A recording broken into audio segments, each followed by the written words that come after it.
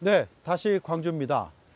쌀쌀한 날씨 속에 비까지 내려 거리엔 광주 시민들의 모습이 많이 보이지 않습니다.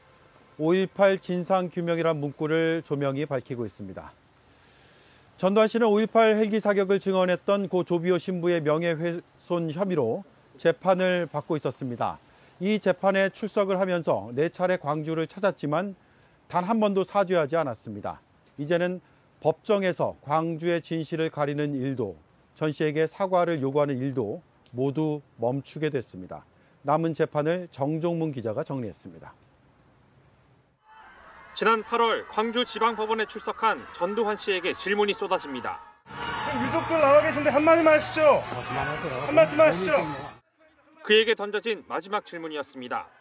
전 씨는 사과 대신 5.18 헬기 사격을 증언한 고 조비오 신부를 폄하하는 표현을 책에 적는 등 적반하장식 태도를 보였습니다. 이 때문에 망자의 명예를 훼손한 혐의로 재판을 받았습니다. 1심 재판부는 징역 8개월에 집행유예 2년을 선고했습니다. 5.18에 가장 큰 책임이 있음에도 피해자를 비난하는 회고록을 출판한 전 씨의 죄가 무겁다고 봤습니다. 전 씨는 형이 너무 무겁다며 검찰은 실형을 선고해야 한다고 각각 항소해 지난해 11월부터 2심 재판이 시작됐습니다. 오는 29일 검찰이 구형을 하는 결심 공판을 앞두고 있었습니다. 하지만 이제 이 재판은 열리지 않습니다.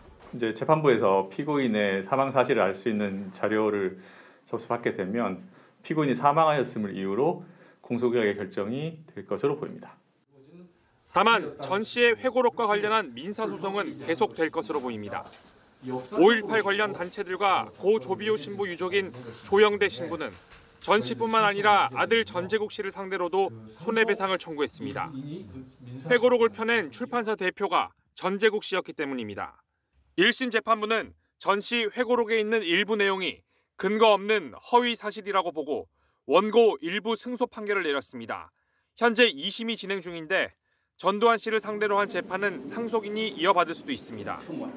5.18 관련 단체들은 상속인이 재판을 이어받을지 여부와 관계없이 또 다른 피고인 전재국 씨와 재판은 계속 진행하겠다고 밝혔습니다.